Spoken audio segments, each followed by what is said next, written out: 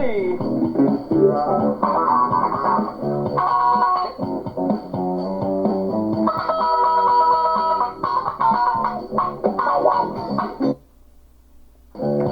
That's right.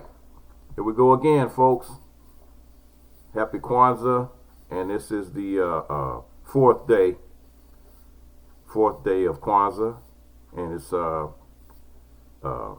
Ujamaa, and it's for cooperative economics. So happy Kwanzaa, day 4, and on the 4th day, Ujamaa.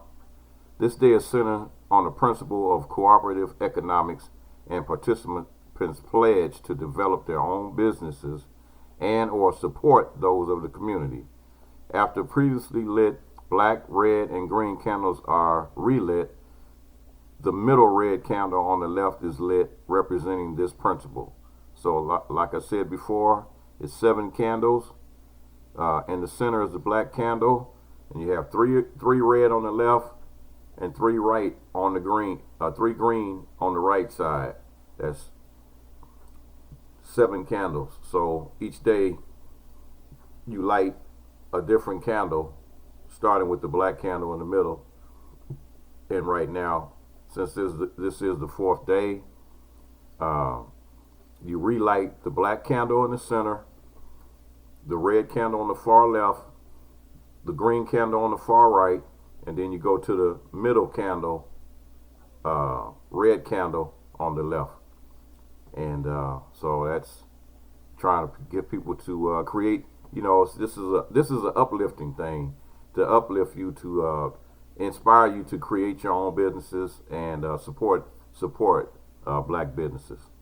Now, the other day, well, actually yesterday, I got started, and there was some history on there that I was talking about, and after going through the story again, and it's about the dark history of New Year's Day, and I went through. Actually, I thought it was longer than what I looked at, and it was actually only, you know, I can finish it off. I can actually finish it off today, and because it's not as long as I thought it was. But I mean, this is like real history. This is real history, and this is dark history in this country, and you know that people don't want to talk about, you know, but it affects us in more ways than one. So, you know, there's more ways than one, and you know, so this is just like a real crazy situation where you had January 1st had a totally different meaning to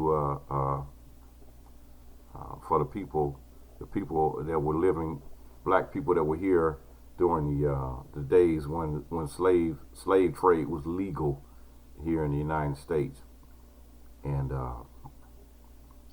so as far as African Americans were concerned, these were actually African slaves, and they considered January 1st as hiring day, and that was the day that those slave owners would take you and basically rent you out, or put you back on the auction block to rent you out to other slave owners, and they would basically destroy and separate if it was any kind of family structure that was there. They would basically destroy that by moving a slave here, a different one over there, you know, the mother over here, the kids over there, the father over there. So right to this day, this is 2019, getting ready to be 2020, and right to this day, the family structure of the black African Americans in the United States suffers as a result of this being split up. I believe that our relationships suffer as far as like the family structure in the black community, and we were making real good strides in the 1900s, going all the way up to, I'm gonna say, about maybe 1980, because you said, if you look at the civil rights reconstruction that was going on from the 40s all the way up until 1965, when the Civil Rights Act was enacted, that was going through the civil rights era. After that was signed, from 65 to 75, what I consider the golden era of black life in the United States, because it was the black families were prosperous. You had two family households. You had mothers and fathers in the household. You had the kids. A lot of black families that had good jobs. The mothers and fathers both had good jobs. The kids were going to school, getting better educations. Black kids started enrolling in college more. Black politicians started becoming prominent. You started getting black mayors of cities and city councils and all this stuff.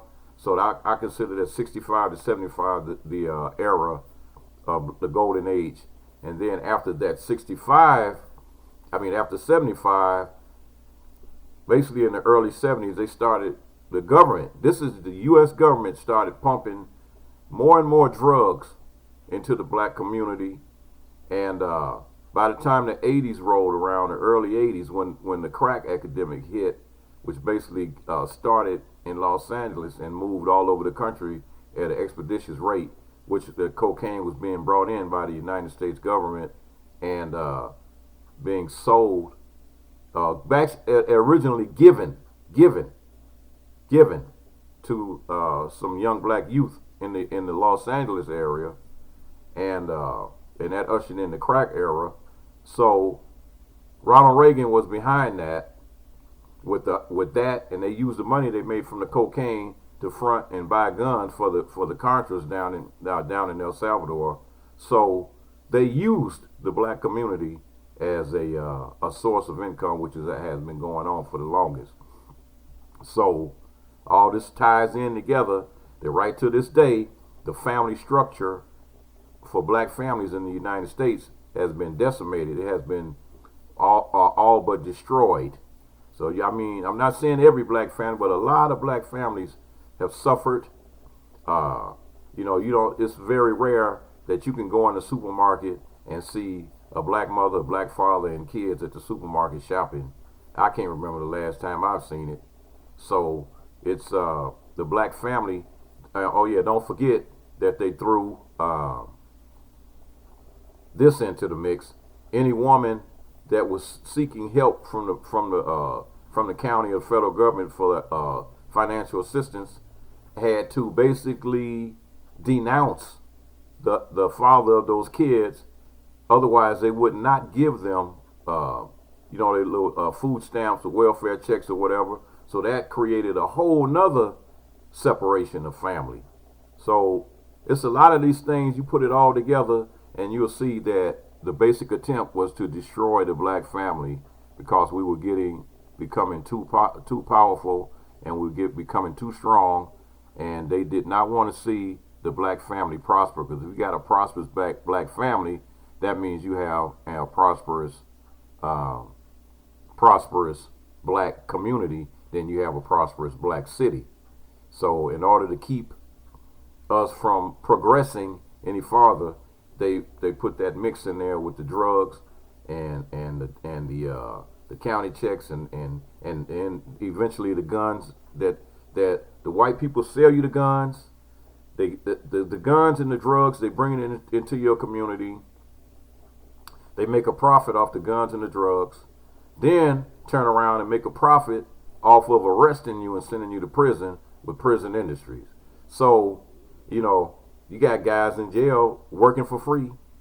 They can't get a job on the street, but they can get a job in prison. So look at the whole picture and then put it all together. All right, so I'm gonna finish this last part of the of January 1st.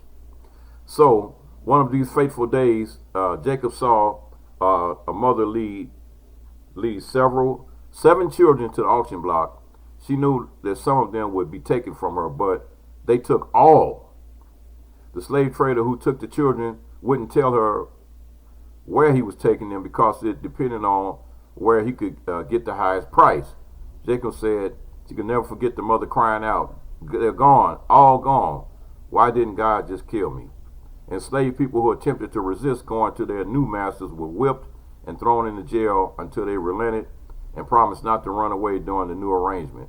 Older slaves were particularly vulnerable, as Jacob describes one owner trying to hire out a frail, roughly 70-year-old woman because he was moving away.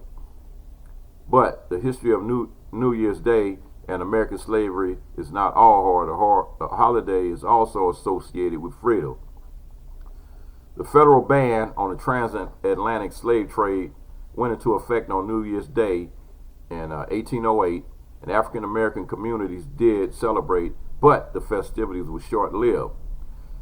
Different slave trade abolition commemorations took place between 1808 and 1831, but they died out because the domestic slave trade was so vigorous. The risk of violence was also too great. For example, on New Year's Eve in 1827 in New York City, a white mob attacked an African American congregants and vandalized their church. The holiday became more associated with freedom than slavery when Abraham Lincoln signed the Emancipation Proclamation freeing slaves in Confederate states on New Year's Day in 1863. Slaves went to church to pray and sing on December 31st, 1862, and that's why there are still New Year's Eve prayer services at African American churches nationwide, such as watch night services. Congregants continue to pray for more widespread racial equality. 157 years later, black people are still praying for equality. So, right now, what I'm saying is, you need to be trying to work. You can still pray, but you need to be trying to work to increase your community and try to create more jobs for yourselves, and stop trying to seek equality and stop trying to seek to be like your oppressors. So if you have people that are oppressing you, why would you seek to even try to be part of that? That makes no sense to me. So this is just something that goes beyond comprehension. So it's time to just lift yourself up, create your own opportunities, create your own stores, hospitals, schools, and create all the stuff that you need, and do it that way. There's a lot of black farmers down south that have farms that are basically the government is paying them to not farm. So why don't we get together, put our money together, go down there and pay these guys to farm for us, so we can create our own stores and sell our own products to our own people. So this is not that far-fetched. We own no supermarkets, and the few that we do own, you can count on one hand. So, hey, it's like we depend on other people to do things for us way, way too much, and we spend more money on buying other people's products because we have no products to sell. And I'm not talking about that Sean John and all this stuff like that, because basically those guys are selling you out too, because they won't create a factory in the black community. The 99.9% of the products that they sell is made by someone else. Sean John and all this stuff is made in China. So they're not giving you jobs in your downtrodden communities, but they still want you to buy that product from them. So if I look at the label and I see made in China on that label, I'm not buying it. So, hey, that's just me. But I'm just saying we need to do better as far as like this thing said today, Umaja, Ujamaa, cooperative economics. That means support those black businesses that are real black businesses where the products are being created by black people, where the products being sold by black people. And this is not a hate-filled doctrine. This is all about you lifting yourself up economically. All you have to do is go to any major city, urban city, where you see a large population of black people, and take a look around at the community and see how destroyed it looks and how decimated it is. So if we get together and work together, we could literally turn the hood into a paradise. Think about that. House by house, block by block, paint up, clean up, fix up. We can turn the hood into something spectacular. It don't have to be all bombed out with graffiti all on the walls and stuff. So hey, this is something that we could do, and it's not really that hard.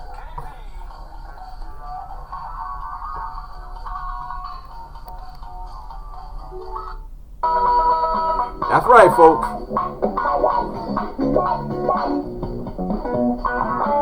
Ujamaa. Yep. Cooperative economics. Create those businesses. Create your own business.